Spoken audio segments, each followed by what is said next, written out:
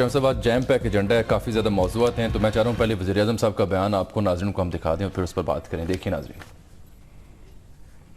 منصوبے پہ ہم آج یہاں پہ اس وقت کھڑے ہیں, یہ آدھا تکمیل ہو چکا ہوتا اگر یہاں پہ پاکستان میں دھرنوں کی سیاست نہ ہوتی. دھرنوں کی سیاست کی وجہ سے آج اتنی تاخیر ہوئی ہے, اور بہت سارے منصوبے جو ہے وہ اپنے وہ تکمیل کے مراحل میں ہوتے جن کا آج سنگ بنیاد رکھا جا رہا ہے. یہ پاکستان کے عوام کو اس بات پہ سوچنا چاہیے کہ ایسا کرنے والے جو لوگ ہیں ان کا محاسبہ ہونا چاہیے. پاکستان کے جو اس وقت کاشتکار ہیں اس کے لیے 341 ارب روپے کا پیکج حکومت پاکستان نے دیا ہے. اب اس پیکج پہ بھی عمل درآمد روکنے کے لیے انہوں نے بھرپور زور لگایا. کے پی کے اندر جتنا بھی نیا پاکستان بن رہا ہے وہ ہم بنا رہے ہیں اور ہم اس کی تعمیر کر رہے ہیں. کے پی کے اندر جو نیا پاکستان بن رہا ہے وہ ہم اس کی تعمیر کر رہے ہیں. سر اس سے مراد کیا ہے؟ مطلب جو سڑکوں کی تعمیر ہو رہی ہے اور لنک کیا جا رہا ہے خیبر پختونخوا کو پورے ملک کے ساتھ, اور جو راہداری بن رہی ہے گوادر تک, گوادر سے چائنا تک, تو یہ سارا جو ڈیولپمنٹ ہو رہی ہے وہ تو ظاہر ہے کہ فیڈرل گورنمنٹ کر رہی ہے, اور اس سے ایک نئے پاکستان کا منظر جو ہے وہ بھی سامنے آ رہا ہے. نیا پاکستان کا نعرہ تو تحریک انصاف کی دوست تحریک انصاف کا ہے, لیکن تحریک انصاف جو ہے اپنے نعرے میں کوئی رنگ نہیں بھر سکی, وہ نعرے لگانے میں لگ گئی. ایک نعرہ ختم ہے تو دوسرا نعرہ, دوسرا نعرہ تو تیسرا نعرہ. اگر وہ نعروں میں رنگ بھرنے کی طرف توجہ کرتی تو آج اس کا گراف کہیں اونچا ہوتا. بہرحال لیکن خیبر پختونخوا کے حوالے سے جو کچھ وہاں کام ہو رہا ہے, اگرچہ اس کے نقاد بھی بہت ہیں, لیکن یہ جو سروے تھا پلڈیٹ کا وہ تو بتاتا ہے کہ وہاں کے لوگ اپنے صوبے کی حکومت سے زیادہ مطمئن ہے دوسرے صوبوں کے لوگوں کے مقابلے میں. بالکل ٹھیک. تو بہرحال اب یہ تو جب انتخابات ہوں گے تبھی پتہ چلے گا. لیکن نواز شریف صاحب جو ہے انہوں نے بڑے ٹھنڈے پیٹوں برداشت کیا ہے, دھرنوں کو برداشت کیا, اور پھر جو ادم مچایا گیا اس کو برداشت کیا. اب وہ آہستہ آہستہ یعنی آپ سمجھیے کہ اب ان کے جوہر کھل رہے ہیں اور وہ اپنی اب اننگ کھیل رہے ہیں, انفارم آ گئے ہیں. ہاں انفارم آ رہے ہیں. اور آپ دیکھیں گزشتہ چند ہفتوں کے دوران انہوں نے بجلی پیدا کرنے کے کئی منصوبے جو ہیں ان کا سنگ بنیاد رکھا ہے, اور ابھی بھی بلوکی میں گئے ہیں 1023 میگا واٹ بجلی یہاں سے پیدا ہوگی. تو اب وہ آگے بڑھ رہے ہیں تیزی کے ساتھ, اور ایک اچھا تاثر انہوں نے اپنا قائم کیا ہے, کیونکہ دھیمے لہجے میں بات کرتے ہیں اور تنقید کرتے ہیں. تو تنقید میں بھی دشنام کا معاملہ نہیں ہوتا, الزام کا معاملہ نہیں ہوتا, دوسروں کی توہین نہیں ہوتی. تو ایک اس وقت نواز شریف صاحب ایک بالغ نظر سیاستدان کے طور پر اپنی شخصیت جو ہے یا اپنا امیج جو ہے وہ اس کی حفاظت کر رہے ہیں اور لوگوں کے سامنے اسے پیش کر رہے ہیں. لیکن شام صاحب دوسری جانب آج خورشید شاہ صاحب بھی قومی اسمبلی میں آئے اور خاصی انہوں نے تنقید کی گورنمنٹ پہ. انہوں نے کہا کہ جی سردی سے ایک بچہ بھی مرا تو ذمہ دار حکومت ہوگی, اور اورنج ٹرین یا موٹر وے سے کیا ہوگا, دنیا ہنس رہی ہے کہ بھوکے ننگے لوگوں کی ترجیحات ہیں کیا. فوری طور پر ایمرجنسی لگا کر تمام پروجیکٹس بند کر دیے جائیں اور جو متاثرین ہیں صحت اور تعلیم کی ضروریات ہیں اس پر توجہ دی جائے. دیکھیں یہ جو خورشید شاہ صاحب ہیں ان کو تو مینڈیٹ دیا نہیں ہے لوگوں نے, ان کی تو ترجیحات ہم نے ساری دیکھ لی سندھ میں, یعنی سندھ میں کیا وفاق میں بھی دیکھی, اور ان کی جب حکومت تھی تو نہ تو انہوں نے کوئی بھوکے ننگوں کی فکر کی, نہ کسی ہسپتال کی فکر کی, نہ کسی کی صحت کی فکر کی, نہ تعلیم کی فکر کی, اور نہ ہی کوئی ٹرین بنائی, نہ ہی کوئی میٹرو چلائی. تو کسی مسئلے کی طرف کوئی توجہ نہیں دی. اور اب اس طرح کی باتیں کرنا, یہ جو بچے ہیں یہ ساری قوم کا فرض ہے جو زلزلے کی نظر ہوئے ہیں, ان کی طرف توجہ دینا, ان کو وسائل مہیا کرنا, اور اس کے لیے کام ہو رہا ہے. لیکن کسی ایک کام کے لیے کسی دوسرے کام کو روکا نہیں جا سکتا.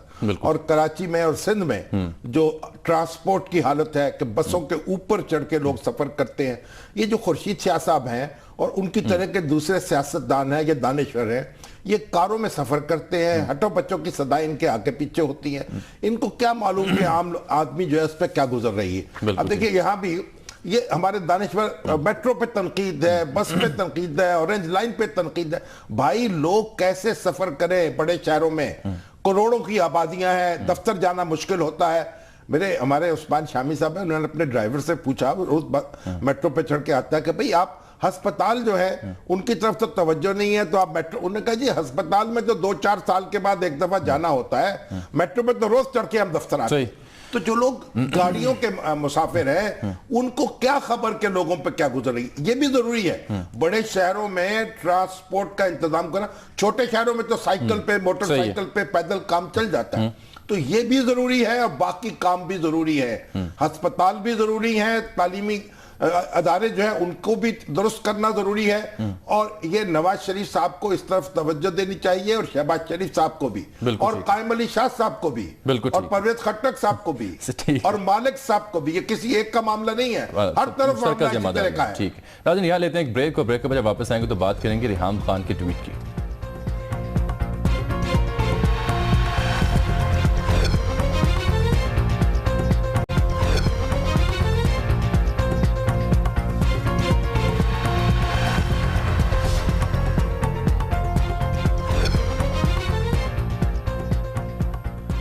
ویلکم بیک ناظرین. ریحام بی بی کا ٹویٹ کیا تھا, اس پر بعد میں بات کرتے ہیں, لیکن اب سے کچھ ہی دیر پہلے عمران خان صاحب, چیئرمین پاکستان تحریک انصاف, انہوں نے ٹویٹ کیا, اور شامی صاحب انہوں نے جو پاکستان کی ہندو برادری ہے اس کو ہیپی دیوالی کی وشز جو ہیں وہ کنوے کی اپنے ٹویٹ کے ذریعے. تو جو ہمارے ہندو بھائی ہیں پاکستان کے رہنے والے, ان کو ہماری طرف سے بھی دیوالی مبارک ہو.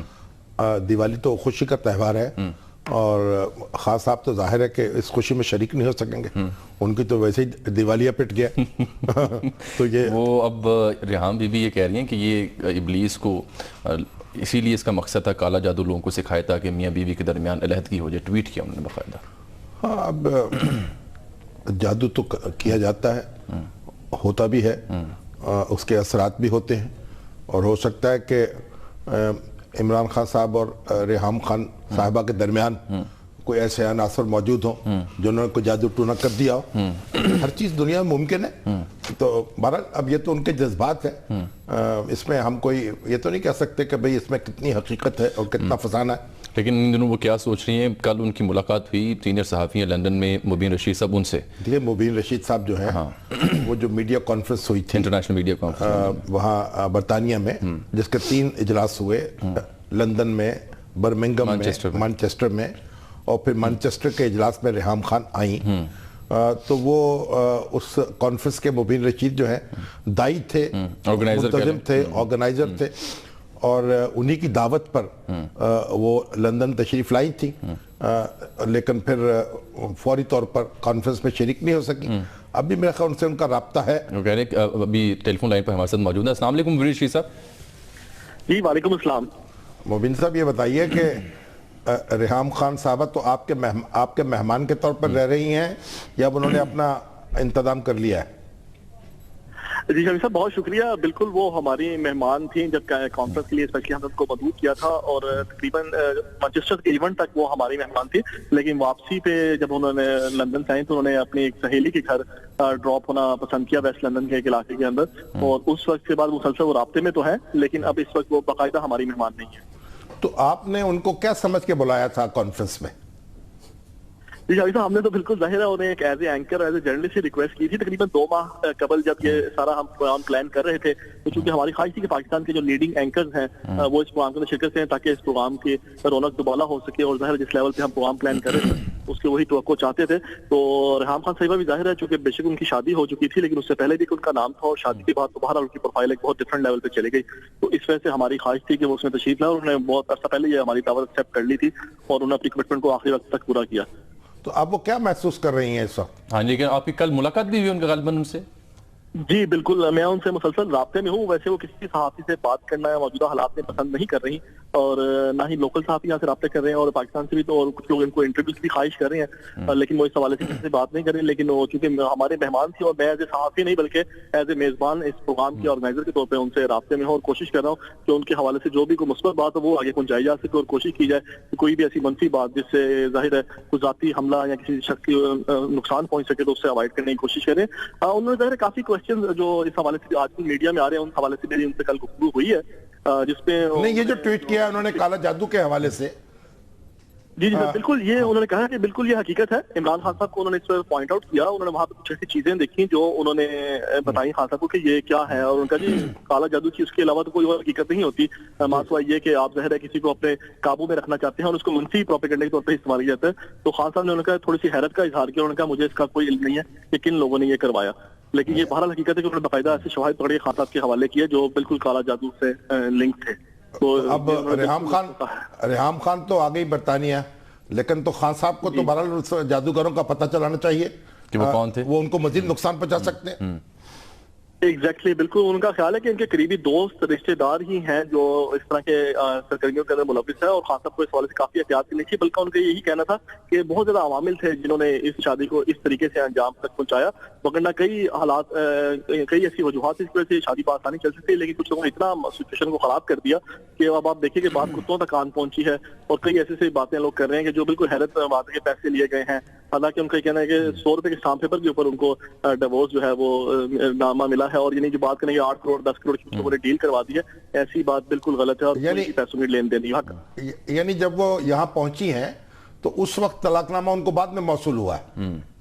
جی بالکل, وہ تو زلفی صاحب نے جو ان کے ساتھ کوارڈینیشن آخر میں آ کے کیا, پھر وہ لے کے آئے ہیں, پھر وہاں سے جی وہ لے کر آئے ہیں طلاق نامہ, تو اس کے بعد ان کو ریسیو ہوا ہے. وہ شام صاحب یہ مفتی عبدالقوی صاحب نے بھی ہمیں جوائن کر لیا ممتاز. اب یہ مسئلہ یہ بھی ایک زیر بحث تھا کہ ان کی عدت جو ہے اس کے ایام کتنے ہیں, اور اس دوران میں ان کو کیا مصروفیت ان کی ہونی چاہیے کیا نہیں.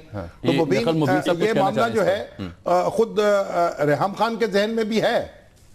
جی بہت زیادہ ہے, تو وہ اس میں سے کوئی بھی انٹرویو دینے سے یا پروفیشنل لائف کا آغاز کرنے سے گھبرا رہی ہیں, کیونکہ یہ سوال کچھ لوگوں نے یہاں پہ ریز کر دیا پاکستان کے اندر. وہ کہتی ہیں ایک پروفیشنل خاتون ہوں, میرے 3 بچے ہیں, بڑا بیٹا جو ظاہر ہے اس کی بھی ڈیزرٹیشن چل رہی ہے, چھوٹی بیٹی کے ایگزام چل رہے ہیں, اور ظاہر انہیں اپنی لائف کا آغاز کرنا ہے, وہ ایز سون ایز پاسبل اپنی پروفیشنل لائف کا آغاز کرنا چاہتی ہیں. ان کو 1-2 چینل سے آفر بھی ہے پروگرام شروع کرنے کی, تو وہ چاہ رہی ہیں کہ یہ مسئلہ ان کا اگر حل ہو جائے تو یہ ان کے لیے بہت بڑی ہے. دیکھیں اگر آپ ہولڈ کیجئے گا کیونکہ مفتی عبدالقوی صاحب ہمارے ساتھ رہے گا. السلام علیکم مفتی صاحب. وعلیکم السلام. مفتی صاحب یہ فرمائیے کہ جب یہ طلاق کے بعد عدت کی کیا صورت ہوتی ہے؟ ایک تو صورت یہ ہے نا کہ شوہر کا انتقال ہو جائے, اور بیوی اس کی عدت کیا ہوتی ہے, جو طلاق یافتہ خاتون کی عدت کیا ہوتی ہے, دونوں میں کوئی فرق ہے؟ بسم اللہ الرحمن الرحیم. دیکھیے جی, جو خواتین عدت میں ہوتی ہیں ان کی 5 قسمیں ہیں جو اللہ کے قرآن نے بھی بیان کی ہیں اور احادیث مقدسہ میں بھی اس کی تفصیل ہے. ایک تو وفات کے حوالے سے عدت ہے, اس کے لیے بھی پھر 2 صورتیں ہیں کہ وہ محترمہ جو عدت وفات میں ہے وہ حمل سے ہے یا بغیر حمل کے ہے, 2 صورتیں یہ ہو گئی. اب تیسری صورت یہ ہوتی ہے کہ وہ محترمہ جو طلاق کی وجہ سے عدت میں ہے, اس کی بھی پھر 2 صورتیں ہیں کہ کون سی طلاق دی گئی, طلاق رجعی دی گئی یا طلاق بائن دی گئی یا طلاق مغلظہ دی گئی. طلاق بائن اور مغلظہ کا ایک حکم ہے اور طلاق رجعی کا حکم علیحدہ ہے. اسی صورت یہ ہوتی ہے کہ وہی عورت جس کو طلاق رجعی یا طلاق بائن دی گئی ہے, کیا وہ حمل سے ہے یا بغیر حمل کے ہے. تو یہ 5 طرح کی خواتین کی تفصیل قرآن میں بھی موجود ہے اور احادیث مقدسہ میں بھی موجود ہے. آج کیونکہ ہم بات کر جی, لیکن ہمارے ہاں تو عام طور پر طلاق دی جاتی ہے طلاق طلاق طلاق, اور اسے مغلظ کہہ لیجئے یا بائن کہہ لیجئے, تو وہ طلاق قطعی سمجھی جاتی ہے. حالانکہ فقہا کے نزدیک, بہت سے فقہا کے نزدیک یہ ایک دفعہ کی کئی طلاقیں بھی ایک ہی طلاق شمار ہوتی ہیں. کیا خیال ہے آپ کا؟ جی بالکل آپ کا فرمان ٹھیک ہے, لیکن اس کو تو میں مزید ذرا وضاحت سے کر دیتا ہوں کہ محترم عمران خان صاحب جو اس طرح کے جو شخصیات جو ہیں عصری مضامین سے, عصری علوم سے اور عصری ان سے باخبر ہوتے ہیں, تو عمومی طور پر ان کی جو گفتگو ہوتی ہے یا ان کے جتنے تحریری معاملات ہوتے ہیں وہ انگریزی میں ہوتے ہیں, تو اس کے لیے لفظ ڈیورس استعمال کیا جاتا ہے. مگر یہ تو ان کی دستاویز طلاق کی جو ہے یہ اردو میں لکھی گئی ہے, اسٹامپ پیپر پر 100 روپے کے, اور ہو سکتا ہے مفتی سعید صاحب نے لکھی ہو. چلو مفتی سعید صاحب سے بھی میرا رابطہ ہے, اگر یہ جناب اردو کے اندر لکھی گئی ہے اور اس کے اندر یقیناً 3 دفعہ طلاق کا تذکرہ ہے, تو چونکہ ہمارے پاکستان میں فقہ حنفی کے حوالے سے اگر ایک مجلس ہو یا متعدد مجالس ہو, جس طرح کہ سیدنا فاروق اعظم کے زمانہ خلافت میں یہ معاملہ حل ہوا, تو اس صورت میں محترم عمران صاحب نے محترمہ ریحام صاحبہ کو یہ طلاق جو دی ہے اس کو طلاق بائنہ اور طلاق مغلظہ کہتے ہیں. یعنی قطعی طلاق ہو گئی, یہ قطعی طلاق ہو گئی. البتہ اس میں ایک صورت ہو سکتی ہے, وہ یہ ہے کہ کیا خان صاحب نے خود لکھی یا املا کرائی, یا وہ کہا کہ وسیقہ نویس سے لکھوا کر لے آئیں اور میں اس کے اوپر دستخط کر دیتا ہوں. ان تینوں کا حکم مختلف ہے.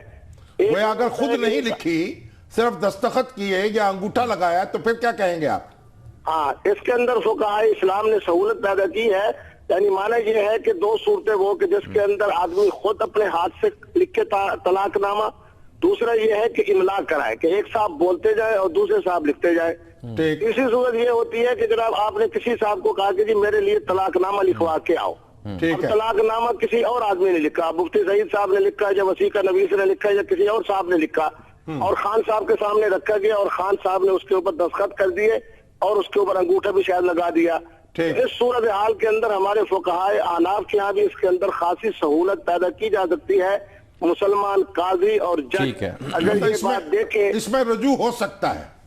ہاں یعنی اگر مسلمان قاضی اور جج دیکھے کہ جناب طلاق دہندہ جو ہے اس کی خواہش یہ ہے کہ میرا گھر جو ہے وہ آباد ہو جائے اور طلاق کی طرف معاملہ نہ جائے, اور محترمہ کی طرف سے بھی اجازت ہو کہ میرا گھر اللہ رسول آباد کر دے, تو اس صورتحال کے اندر مفتی اور قاضی کو یہ اختیار حاصل ہے کہ اس تحریر کی بنیاد کے اوپر ایک دفعہ ان کا گھر آباد کر سکتا ہے. لیکن مفتی صاحب جو ہمارا قانون ہے, جو فیملی لاز آرڈیننس ہے, اس کے تحت تو یہ طلاق جو ہے یونین کونسل کے ذریعے ہونی چاہیے اور 3 دفعہ کی طلاق ایک ہی طلاق سمجھی جائے گی.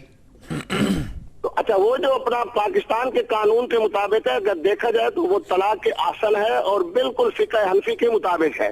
یعنی اگر ٹھیک, اور ایک بریک بھی ہم لے لیتے ہیں ناظرین یہاں پر, ملتے ہیں آپ سے اس بریک کے بعد.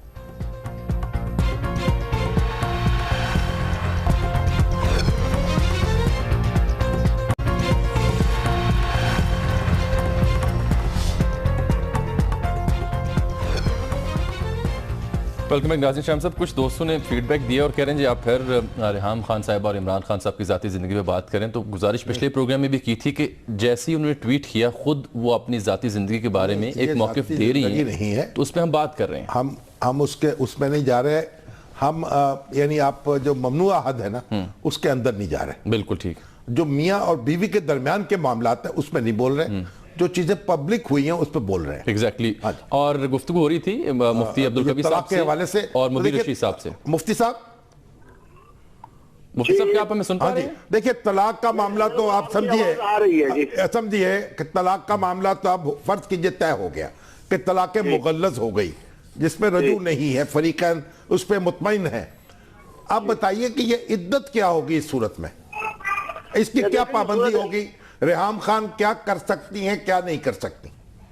دیکھیں جی صورتحال یہ ہے کہ اس طرح کی طلاق جس طرح کی طلاق محترم عمران خان صاحب نے دی, اس کے لیے تو پاکستان کے قانون کے مطابق 90 دن ہے اور شریعت اسلامیہ کے مطابق 3 قروء وہ جو خواتین کے لیے ایک اللہ نے زمانہ مقرر کیا ہے 3 طہر مراحل کا مکمل 3 طہر ہے, اس کا مکمل ہونا ہے. ہاں جی, اس دوران کیا کرنا چاہیے, کیا احتیاط ہونی چاہیے؟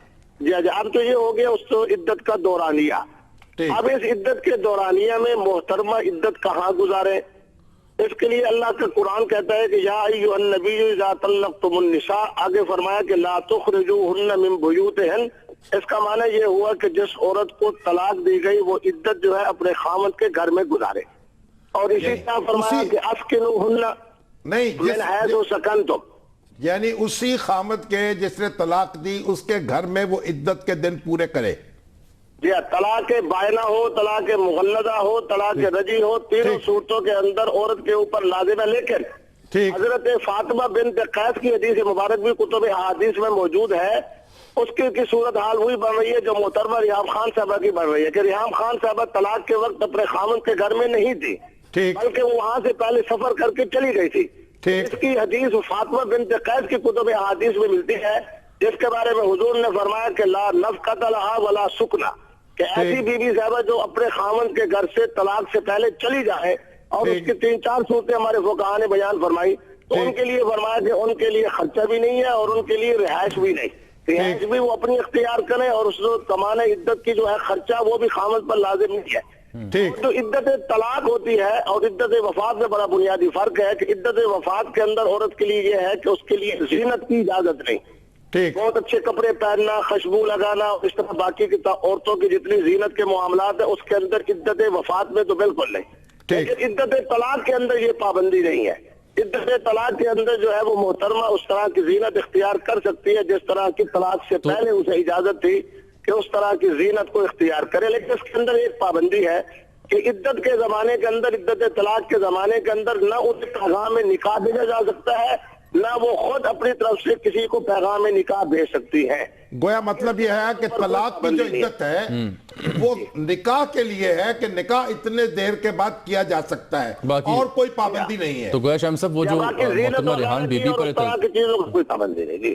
ठीक है, जो रेहान बीबी पर फिर एतराज़ात लंदन कॉन्फ्रेंस में कुछ सहाफ़ियों ने उठाए कि इद्दत में और ये कैसे आ गई, वो तो सरीहन गलत साबित हुए। फिर वो इद्दत कुरान की आयत का हवाला देके रेहान बीबी के बारे में बहुत से तबसरे किए गए ट्विटर पर, वो उन लोगों सारा गलत हुआ। नावाकिफ लोग हैं। तलाक जो है ना, यानी तलाक के बाद की जो इद्दत है वो सिर्फ दूसरे निकाह के लिए एक अरसा है कि उस अरसे में आप निकाह नहीं करें और बाकी वो तमाम एक्टिविटीज अपनी जारी रख सकते हैं। और लेकिन ये जो वफात की सूरत में भी अगर कोई मजबूरी हो और किसी के लिए मुश्किल पैदा हो जाए या उसे कोई अपना सामान्य रिस्क करना हो तो वहां भी पाबंदी नरम हो जाती है, लेकिन तलाक की सूरत में इस तरह की कोई पाबंदी नहीं है। बिल्कुल ठीक है। तो अब इसकी रोशनी में रेहाम खान अगर चाहें तो अपना प्रोग्राम शुरू कर सकती हैं, वो चाहें तो अपनी मामूल की सरगर्मियां जारी रख सकती हैं, और यानी और तलाक जो है उनको रोकती नहीं, इद्दत उनको रोकती नहीं है, इद्दत ने कोई ऐसा हुक्म नहीं है उनके लिए। बिल्कुल ठीक है। मुफ्ती साहब, अच्छा एक मिनट जी, मुबीन रशीद वो आप सवाल में करना चाह रहे हैं? मुबीन रशीद साहब आप कुछ सवाल करना चाह रहे थे मुफ्ती साहब से? आपने मेरा ख्याल काफी हद तक तो मसला हल कर ही दिया, और जो बयान दे दिया वो यही बेसिकली रेहान खान साहिबा जानना चाह रही थी, और उनका बल्कि अगला सवाल यही था कि चूंकि मैं खुद कफील हूँ और मेरा कोई कफील नहीं था निकाह के वक्त की, और अभी भी जाहिर है, तो उस सूरत में भी वो चाह रही थी कि कोई एग्जम्पशन है इस हवाले से, तो वो ऑलरेडी जिस तरह आपने जवाब दे दिया वो अपना अगर तो यानी अगर वो खुद कमाती हों और उनका कोई दूसरे कमाने वाला ना हो तो वफात की सूरत में भी वहां गुंजाइश और रुख्सत मौजूद है, लेकिन तलाक की सूरत में तो अब उनके ऊपर कोई पाबंदी नहीं है जहां तक शरीयत का ताल्लुक है। बिल्कुल ठीक है, वेरी राइट। ये तो बड़ी आसानी से बड़ा अच्छा मसला। मुफ्ती साहब जी जी, क्या ये बात दुरुस्त हुई इस तरीके से जैसे मैंने बयान की? जैसे बिल्कुल शरीयत इस्लामिया के अंदर अगर वफात वाली भी इद्दत हो तो उसके लिए जो फिकी इस्तिलाह है कि हाजत शरइया और हाजत तबइया। हाजत शरीया ये है कि किसी की इयादत के लिए जाना है, अगर खुदा न खास्ता कोई फौत हो गया तो उसका चेहरा देखने के लिए, जनाजे के लिए जाना है, और हाजत तबीयत के लिए हुई है जो आपने बात फरमाई कि अगर अपने रोजगार के हुसूल के लिए घर से जाना पड़े तो इद्दत वफात के अंदर भी इजाजत है, तो इद्दत तलाक के अंदर तो बिल्कुल रुख्सत है। और जो बात हमसे दूसरे मोहतरम फरमा रहे थे, इसके अंदर किफालत या गैर किफालत की बात नहीं है। शरीयत इस्लामिया के अंदर हर मोहतरम और हर मोहतरमा जो आखिर व बालिग है अपने माशी किफालत के लिए खुद ही कफील है और दूसरे कफील से ज्यादा हकदार है। अब आप अगर कोई अब आप ये बताइए कि ये जो काले जादू का मामला है कि उन्होंने ट्वीट किया है कि कुछ ने जादू कर दिया, इसको आप किस तरीके से देखते हैं? क्या ये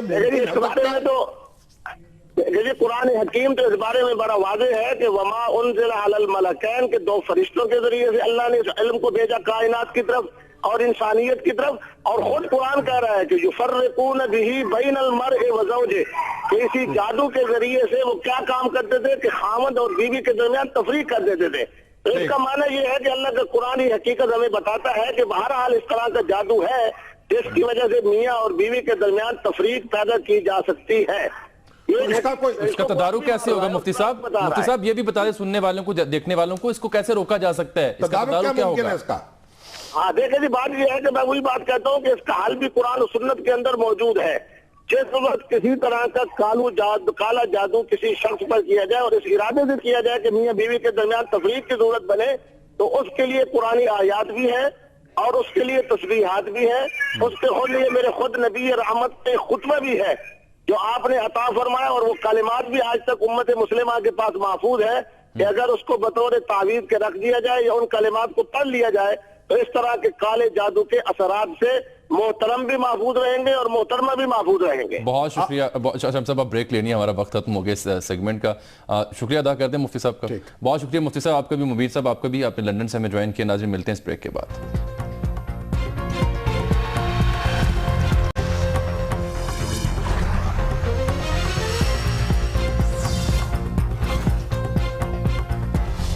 वेलकम बैक नाज़रीन। शाम साहब, बहुत अहम मौजू था जो आज प्रोग्राम में हमने डिस्कस करना था, इकबाल का जो किरदार रहा तहरीक पाकिस्तान में और कायद-ए-आज़म क्या कहते थे हज़रत इकबाल के बारे में, लेकिन उस रोशनी में जो कुछ दानिश्वर हमारे तारीख़ को मस्ख़ कर रहे हैं या हक़ाइक़ को मस्ख़ कर रहे हैं, उस पर गुफ्तगू करनी थी और आपसे हमने जाना था कि असल हकीकत है क्या, लेकिन वक्त बहुत कम है आज हमारे पास। कल बात करेंगे इस पर तफसील के साथ। सिर्फ एक छोटा सा टोटा देख लीजिए, हिंदुस्तान टाइम्स की इत्तला है कि जो बिहार असम्बली के इंतखाबात हुए हैं उनके जो अरकान मुंतखब हुए असम्बली के, उनमें 143 ऐसे हैं जिनके ऊपर फौजदारी इल्ज़ामात हैं, मुकदमात हैं, और उनमें से 96 ऐसे हैं जिन पे अगवा और कत्ल के मुकदमात हैं, और इनमें से 12 जो हैं उन पर तो फर्द जुर्म आयद हो चुकी है, उसके बावजूद वो, और 26 जो हैं वो इक़दाम कत्ल, और 9 जो हैं वो अगवा, और 13 जो हैं वो फेस एक्सटॉर्शन चार्जेस पर हैं। तो ये बाहर असम्बली जो है उसकी एक तफसील है, अंदर का जो अंदरूनी चेहरा है ये भी जरा मुलादे के काबिल है। हाँ, इस पर बात करेंगे। और मोदी साहब पे भी अभी एक आर्टिकल लिखा गया इंग्लैंड में और कहा गया कि ये क्लिनिकल केस हैं, क्लासिक क्लिनिकल नफ्सियाती केस है। तो अभी सईद अजमल साहब का जिक्र करते हैं। हाँ, बताइए इसमें उस मामले में देखिए ना, पहले ये देखिए, ये जो एकेडमी चला रहे थे एग्रीकल्चर यूनिवर्सिटी की जमीन पर, खबर ये आई थी कि एग्रीकल्चर यूनिवर्सिटी ने वो अपनी जमीन कैंसिल कर दी है और अकेडमी बंद करने का ऐलान किया, और अकेडमी बंद करने का ऐलान कर दिया। सईद अजमल साहब ने कहा कि उनकी इन्वेस्टमेंट हो चुकी थी, 6 करोड़ पे लगा, और 6 करोड़ लगा चुके हैं वो, और ये बड़ा जुल्म हुआ है। फिर उसके बाद मालूम हुआ कि इनके साथ जो मुकामी इंतजामिया ने मदाखलत की, और ये पंजाब राणा साहब का भी फोन गया, उन्होंने डीसीओ को, वीसी को कहा कि सईद अजमल से मिले, मामला हल मीटिंग हुई और ये मसला हल हुआ। किस तरह हल हुआ सईद अजमल साहब से? सईद अजमल साहब हमारे साथ टेलीफोन लाइन पर मौजूद हैं, मुमताज क्रिकेटर पाकिस्तान के। अस्सलाम वालेकुम सईद, मुख्तसर बताइएगा मसला था क्या और अब हल किस बुनियाद पर हुआ है? लेकिन ये मसला ये था कि वो आपको पता पेशावर में हमला हुआ था, तो उसकी वजह से एकेडमी बंद हुई थी और 11 महीने कंटिन्यू इसके सिक्योरिटी रीजन की वजह से बंद कर दिया था। मैंने काफी कोशिश की थी मगर वो नहीं कामयाब हो सका। मगर अब मैंने तो क्योंकि इन्होंने 2-3 दिन पहले मुझे एक लेटर इशू किया था जिसमें ये लिखा था कि आपको सिक्योरिटी की वजह से ये एकेडमी बिल्कुल बंद कर दी गई है, जिसकी वजह से मैंने एहतजाज किया था।